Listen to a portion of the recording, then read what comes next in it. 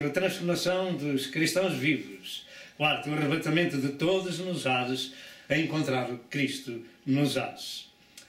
Para este mesmo evento do arrebatamento e na primeira fase da vinda de Jesus, o mesmo apóstolo Paulo escreveu em 1 Coríntios capítulo 15, versos 51 e 52, estas palavras. Eis aqui vos digo um mistério. Na verdade, nem todos dormiremos, mas todos seremos transformados. Noutras palavras, nem todos vamos morrer, mas todos seremos transformados. No momento, num abrir e fechar de olhos, ante a última trombeta, porque a trombeta soará e os mortos ressuscitarão incorruptíveis e nós seremos transformados. Então temos a segunda escritura que suporta a primeira, além daquela que lemos em São João 14, 1 a 3. Temos doutrina suficiente para saber que o arrebatamento da igreja tem que se dar. Tem que se dar. É um assunto bíblico, uma doutrina que não pode ser deixada de se pregar para um tempo oportuno, como temos vindo a falar, no tempo de guerras, rumores de guerras, etc, etc, como o princípio das dores e depois as dores serão a grande tribulação. Portanto, é uma doutrina que os cristãos têm que saber. Ora bem, o Senhor virá no momento, num abrir e fechar de olhos. Você sabe quanto tempo é um abrir e fechar de olhos? Afirma-se que é 1/1000 de segundo.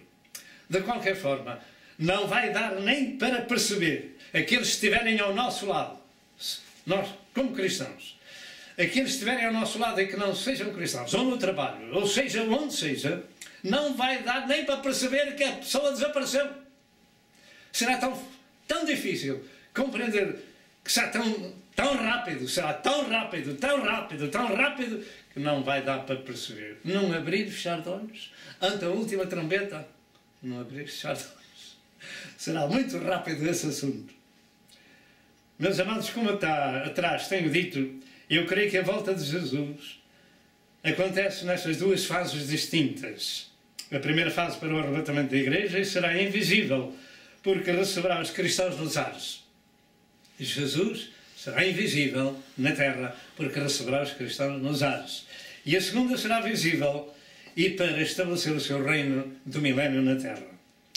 Estas duas fases, entre estas duas fases está o tal período de 7 anos, chamado de grande tribulação, que eu posso incluir Mateus 24, 21 e 22, onde o mundo vai provar a ira de Deus por o ignorar e desprezar a sua palavra e o sacrifício do seu santo Filho Jesus. E após esses 7 anos, que não falamos agora, pela extensão do tempo, Jesus virá então para um milénio. Conhecemos nós o tempo em que estamos vivendo? Nós vamos falar um pouco sobre conhecimento ou ignorância do evento. Diz em Provérbios capítulo 22 e verso 3 que o avisado vê o mal e esconde-se, mas os simples passam e sofrem a pena. O avisado vê o mal e esconde-se. Você está sendo avisado destas coisas para que não fique para os graves problemas que vêm aí. Um dos grandes conselhos de Deus ao seu povo está em Josué 1 e verso 8, como já foi mencionado no princípio, que diz: não se aparte da tua boca o livro desta lei, antes medita nele dia e noite, para que tenhas o cuidado de fazer conforme tudo o que nele está escrito, porque então farás prosperar o teu caminho, e então prudentemente te conduzirás. Diz a Sagrada Escritura que o dia do Senhor, isto é, a vinda do Senhor Jesus, para arrebatar a igreja e dar início à grande tribulação, o dia da ira de Deus, esse dia, esse tempo, será como o ladrão da noite, como diz em 1 Tessalonicenses 5, verso 2. Ora, um ladrão da noite não diz quando vem. Será como o ladrão da noite. Em 2 Pedro 3, verso 10, diz que o dia do Senhor virá como o ladrão da noite, no qual os céus passarão com grande estrondo e os elementos ardentes se desfarão, e a terra e as obras que nela há se queimarão. Esse dia e tempo apanhará de surpresa o mundo incrédulo como um ladrão que não avisa quando vai assaltar a casa. Alguns pensam que esta passagem de Pedro será no milénio, no fim do milénio. Eu creio que isto se aplica aos descuidados, aos que ignoram as profecias, aos que ignoram o conhecimento nos tempos em que vivem. porque para os crentes eles andam bem informados do tempo em que vivem. Como diz em 1 João 2 e verso 20, vós tendes a unção do Santo e sabeis tudo. Pergunto, como é que eles sabem tudo? A resposta é porque têm a unção do Santo, porque meditam nas Sagradas Escrituras, porque ouvem, porque guardam as profecias do livro, como Jesus disse. Então, são bem-aventurados. Então, são bem-aventurados. Em 1 João 2 e verso 27 afirma, e a unção que vós recebestes dele fica em vós, e não tendes necessidade de que alguém vos ensine. Cristão deve ser professor e não somente aluno de Deus. Deve ser aquele ou aquela que instrui o seu próximo naquilo que recebeu, ou deve dar também. Em 1 Tessalonicenses capítulo 5, verso 4 e verso 5 diz a Sagrada Escritura, mas vós, irmãos, já não estáis em trevas, para que aquele dia vos surpreenda como um ladrão. Graças a Deus. Porquê? Porque temos o conhecimento da profecia. Bem-aventurado aquele que lê, bem-aventurado aquele que guarda, bem-aventurado aquele que ouve as palavras desta profecia. Portanto, vós já não estáis em trevas. Graças a Deus, porque o Senhor iluminou as nossas trevas. Sabe porquê? Porque encontramos a luz do mundo. Encontramos a Jesus, o Salvador do mundo. Ele é a luz do mundo. E relegou para os seus seguidores o seu próprio título. Vós sois o sal da terra e as luzes do mundo. Para quê? Para dar aquilo que Ele nos deu a nós. É isso que estamos a fazer, chegando ao seu lado. Louvado seja o nome do Senhor. Vós já não estáis em trevas para que aquele dia vos surpreenda como um ladrão. Porque todos vós sois filhos da luz e filhos do dia. Nós não somos da noite nem das trevas. Portanto, há uma diferença entre homem e homem. Entre pessoa salva e a pessoa que não é salva. Entre cristão e aquele que não é cristão. E mesmo entre cristão e o cristão de Cristo. Porque há pessoas que creem e o diabo também crê. Há pessoas que creem em Cristo e dizem-se cristãos por isso. Mas o Satanás também crê e vai para o inferno. Ora, ser cristão de Cristo é aquele que ele recebe em seu coração, muda de vida, é regenerado, é salvo e é o seu seguidor. Portanto, há uma enorme diferença. Estamos nós vendo a diferença do conhecimento e da ignorância. Como foi dito atrás, a história da mulher grávida tem um tempo para gerar a criança e outro tempo para o princípio das dores e outro tempo para as dores. Os servos de Deus não são ignorantes, eles ouvem a voz do seu Pai. Cristão de Cristo é filho da luz. Cristão de Cristo é filho da luz. E Cristo disse, eu sou a luz do mundo, e quem me segue não andará em trevas, mas terá a luz da vida. João 8, verso 12.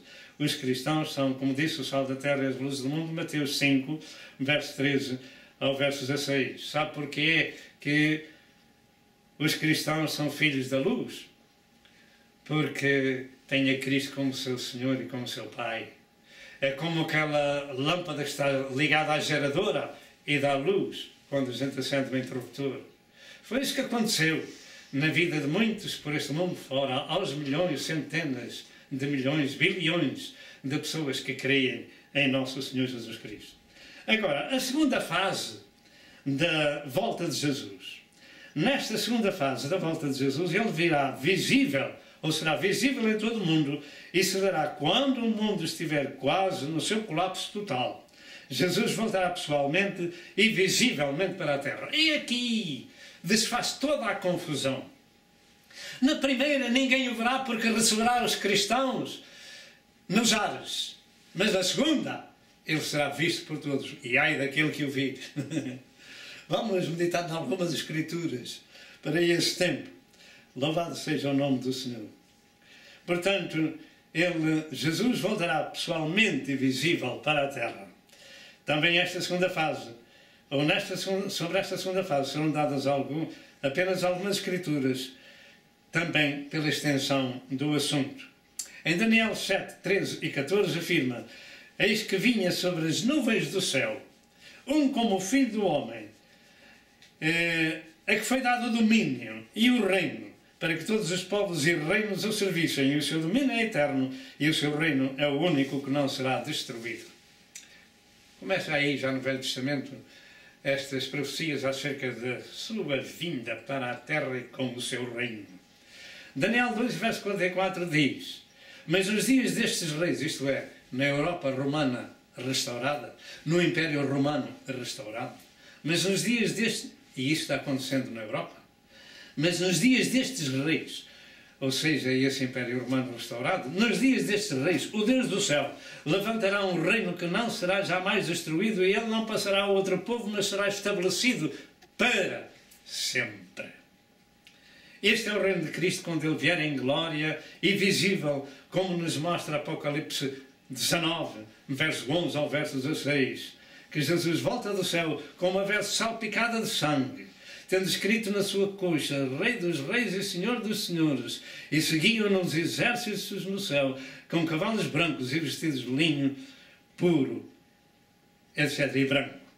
Eu não vou ler esta escritura para não gastar muito tempo. Esta passagem das Escrituras não representa o sangue que ele verteu no Calvário, aquela veste salpicada de sangue, mas sim a sua ira sobre as nações daqueles que lhe voltam as costas a Deus.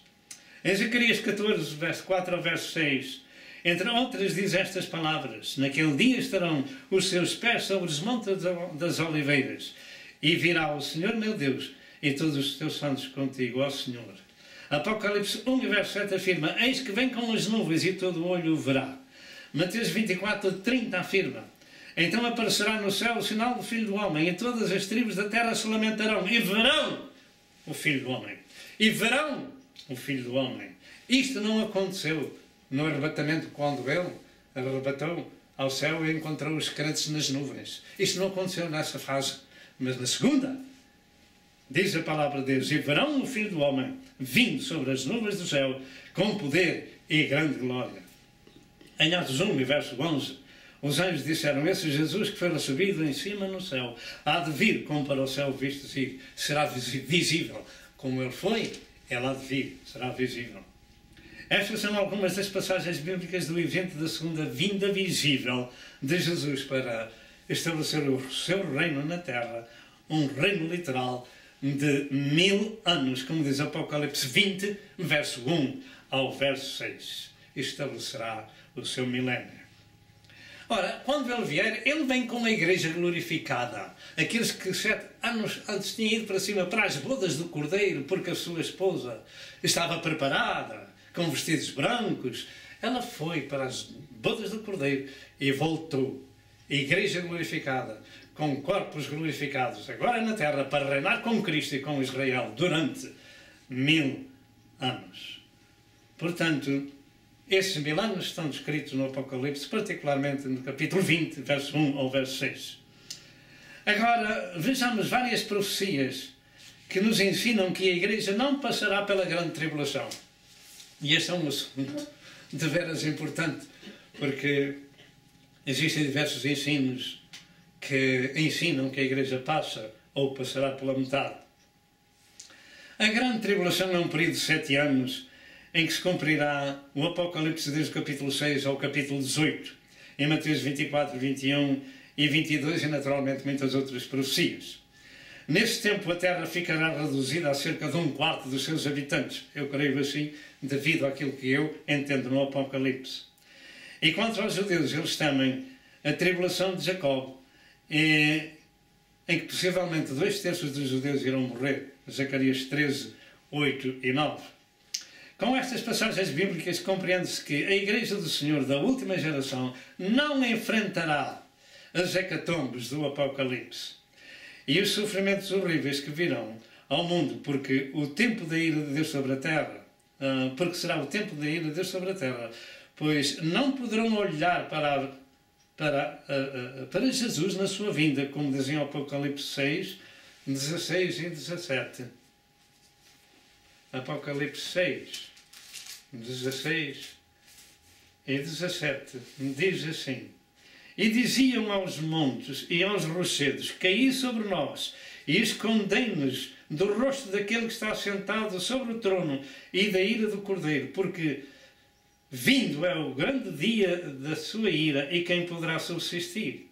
No verso 15 diz: e os reis da terra, e os grandes, e os ricos, e os tribunos, e os poderosos, e todo o servo, e todo o livre, se esconderam nas cavernas e nas rochas das montanhas e diziam às montanhas: escondei-nos